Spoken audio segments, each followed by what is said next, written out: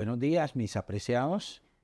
En esta mañana vamos a hacer una corta reflexión utilizando como principios de lo que vamos a hablar el libro de Proverbios. Salomón nos da una riqueza muy grande en el libro de Proverbios para cada una de las situaciones que nos aquejan en nuestro diario vivir. Vamos a pedir la bendición. Padre, gracias en esta mañana. Te invitamos al abrir tu palabra, para que a través de tu Santo Espíritu podamos encontrar el bálsamo de Galaad, el poder curativo, tu mano sanadora, en cada uno de los elementos que nos aflijan y nos impidan, Señor, estar en comunión permanente contigo. Acompáñanos, Señor, en esta reflexión y que al abrir tu palabra tú seas guiándonos. En el nombre de Jesús. Amén.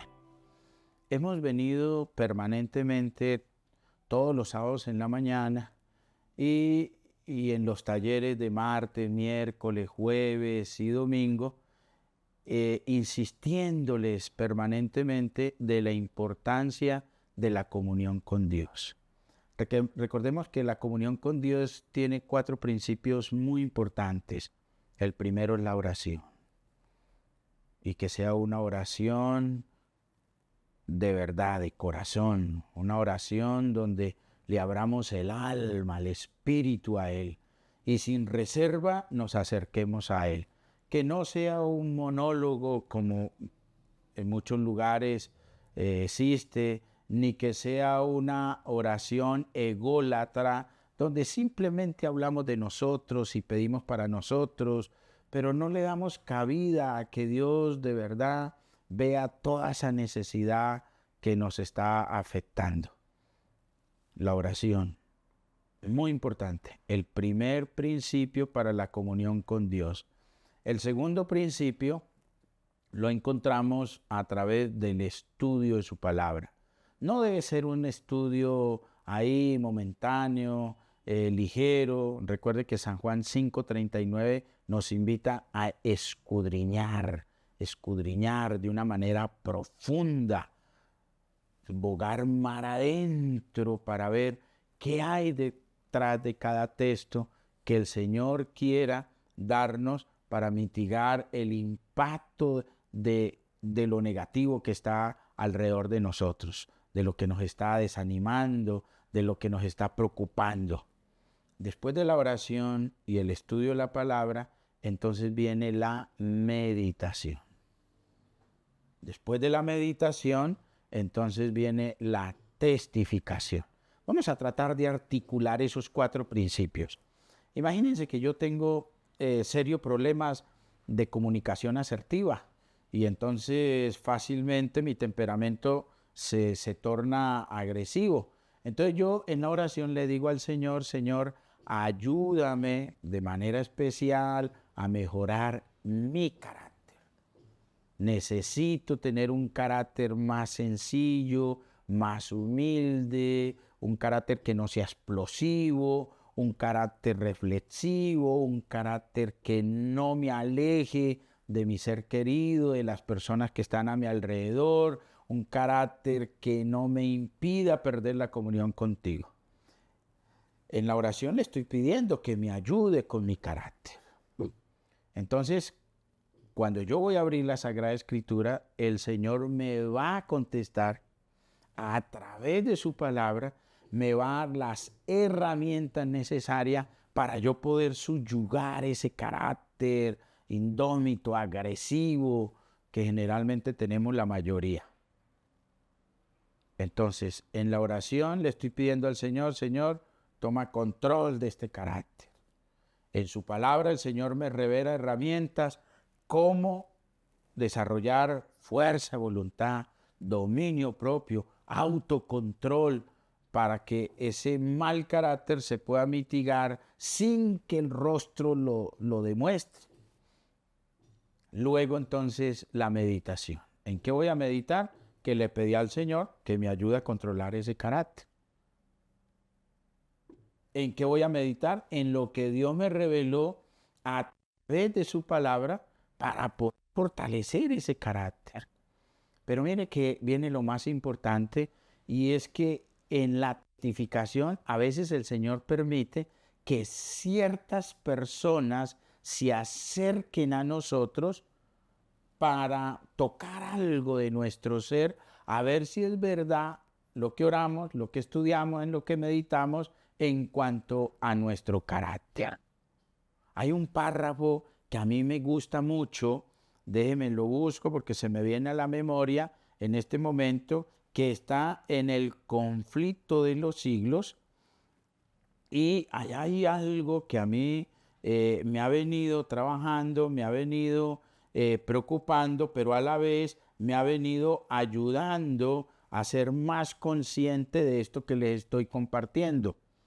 En el conflicto de los siglos, en el capítulo 40, titulado El tiempo de angustia, en la página 606, mire lo que Dios revela. Hablando de este primer gran principio de conocer a Dios para poder saber cómo Él me va a ayudar en el conflicto diario, si es una enfermedad, si es una pérdida de un ser querido, si es cualquier adversidad, cualquier situación que nos esté acongojando y que nos esté como separando no solamente de nuestro Creador, sino de nuestros seres queridos. En la página 606, capítulo 40, dice, primer principio que Dios utiliza para que no perdamos la comunión con Él. Y entonces la inspiración dice así, deberíamos aprender ahora. ¿Cuándo deberíamos de aprenderlo? Ahora. Y me gusta porque en la lingüística hebrea ese ahora es un adverbio de tiempo continuo. Es decir, si yo lo leo mañana, ahora va a ser mañana. Si lo leo dentro de 10 días, la aplicación de ese adverbio de tiempo va a ser el mismo. Entonces el Señor me está diciendo, Tulio Enrique, ahora deberíamos aprender ahora a conocer a Dios, poniendo a prueba sus promesas. ¿Cómo yo puedo comenzar en esa lucha interna, en ese conflicto cósmico, en ese Armagedón en el cual a diario nos desarrollamos cada uno de nosotros? ¿Cómo poder salir airosos y victoriosos? Entonces el Señor dice, deberíamos aprender ahora, a poner a prueba las promesas de Dios. Y ustedes conocen muchas promesas, muchas promesas. Se me viene una a la mente que está en el libro de Malaquías. En el libro de Malaquías dice que el Señor hará volver el corazón de los hijos hacia los padres y el corazón de los padres hacia los hijos. Si yo quiero que mis hijos entren en comunión, en armonía con Dios, ¿cómo debe ser mi vida, mi relación con Dios, mi relación con mis hijos, de tal manera que yo pueda generar una inmanencia en ellos, atraerlos? En la Escritura hay esos dos principios, inmanencia divina, y al estar con ellos, en comunión con ellos y mi Creador, y cuando ellos se alejen de mi presencia, que puedan trascender, porque la Escritura está narrada en esos dos principios, inmanencia divina, cómo el Señor me atrae, como dice el libro de Oseas, con cuerda de amor os atraje. Y luego, para que cuando ellos regresen a sus hogares o a sus labores o a sus tareas o a sus quehaceres, ellos puedan trascender. Nosotros vimos un ejemplo de eso y lo conocemos en la conversión de Saulo. Saulo, antes de ser el gran apóstol San Pablo, él vio el apedreamiento de Esteban. Él fue testigo del apedreamiento de Esteban. Él fue el que indujo a que apedrearan a Esteban. Pero cuando vio a ese hombre sumiso, humilde, lleno de la gloria de Dios, que no señalaba, no juzgaba, no acusaba, no se defendía, no los trataba de ladrones, de asesinos. Más bien Saulo vio esa paz, vio la gloria de Dios en su rostro, y más cuando pronunció: Señor, no le tengas en cuenta ese pecado, Señor, perdónalos. Pues, ¿qué sucedió? Pues cuando Saulo va camino de Jerusalén a Damasco, entonces todo lo noble, todo lo puro que había en las profundidades de su ser, en la experiencia, en la vida de Saulo, empezó a mirar ese testimonio de fe, de amor, de sumisión, de perdón en este siervo de Dios. Entonces el Espíritu Santo se dio cuenta que en su ser venía esa lucha. Pues Jesús se le aparece y le dice: Saulo, Saulo, ¿por qué me persigues? ¿Por qué? Y a partir de allí, ustedes leen muy detenidamente el capítulo 9 de Hechos de los Apóstoles y comienza la conversión de Saulo. Y ya no es Saulo el perseguidor, sino el gran apóstol Pablo. Pues si eso sucedió en la experiencia de este hombre tan pecador como nosotros, pues ¿por qué nosotros no podemos también practicar eso? Recuerden que hay dos principios en la Biblia del cual hemos hablado permanentemente todos los sábados en la mañana, acerca de que somos transformados por lo que contemplamos. Es decir, la ley de la contemplación. ¿Qué contempló Saulo en la experiencia de Esteban, en el apedreamiento de Esteban, que generó su proceso de conversión? Somos transformados por lo que contemplamos, la ley de la contemplación. Y la otra ley ineludible escrita en nuestro epigenoma, que es la ley de la siembra y la cosecha. Podríamos hablar de la tercera ley de Newton. A cada acción hay una reacción aplicado a ese texto bíblico. Todo lo que el hombre sembrare, eso segará. Cuando sembramos en la carne, pues ¿qué vamos a segar? Pero también cuando sembramos en el espíritu, ¿qué vamos a recoger? ¿Qué vamos a cosechar?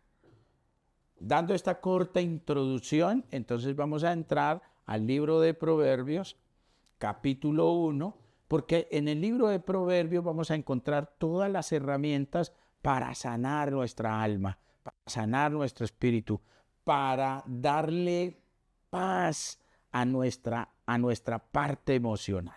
Y vamos a mirar los primeros versículos que aparecen en el libro de Proverbios. Vamos a leer del capítulo 1, del versículo 1 al versículo 7.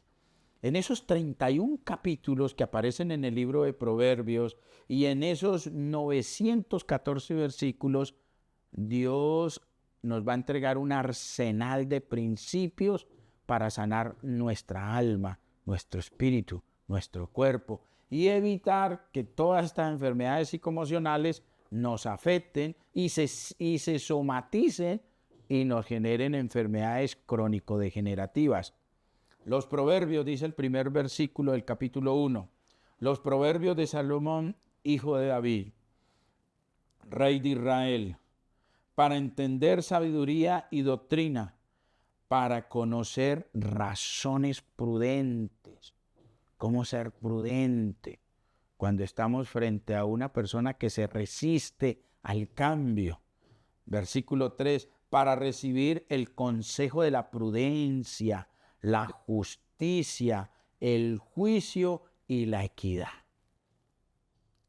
Es decir, cómo acercarme a un ser querido, cómo acercarme a un hermano, cómo acercarme a un vecino, cómo acercarme a cualquier persona teniendo en mente el consejo de la prudencia, ser prudente, ser justo, es tener un juicio equilibrado, pero lleno de equidad.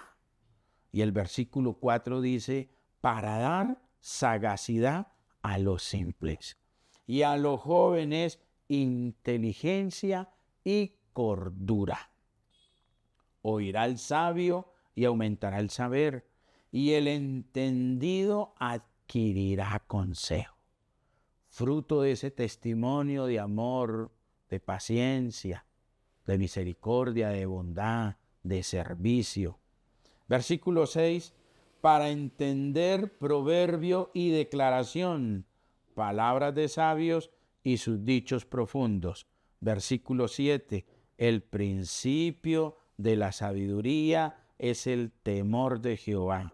Los insensatos desprecian la sabiduría y la enseñanza. Vamos a mirar nomás hasta el versículo 7, pero quiero referirme a algo muy importante que nos da a entender Salomón en el versículo 7. Habla del temor. La palabra temor en la gramática hebrea significa respeto a Dios al hacer algo en su presencia. Pero también aparece que es un don que el Espíritu Santo nos da y que me mueve a practicar el bien y evitar el mal en mi relación, en mi comunión con mi semejante. Ese temor que aparece allí, que también está en el libro del Éxodo, que en el siguiente tópico lo vamos a mirar, es cómo comportarnos si estuviésemos en la presencia de Dios. Si Jesús estuviera a mi lado en este momento, ¿qué pensaría yo de mi semejante, de mi prójimo? ¿Cómo le hablaría? ¿Cómo lo vería? ¿Qué desearía de él? ¿Cómo interactuaría con él si estuviese en la presencia? Se nos olvida que él, según el libro de Hebreos capítulo 4, él conoce mis pensamientos, las intenciones de mi corazón, pero nosotros se nos olvida de que hay un ángel a nuestro alrededor tomando nota de todo lo que decimos, miramos, escuchamos, hablamos, pensamos y deseamos.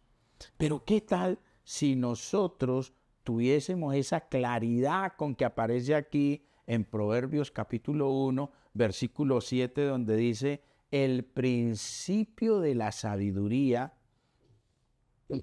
es el temor de Jehová. Es el temor de hacer algo que Dios no apruebe en su presencia. Es el temor de pensar, desear, planear, hacer algo si no estuviéramos al lado de Él.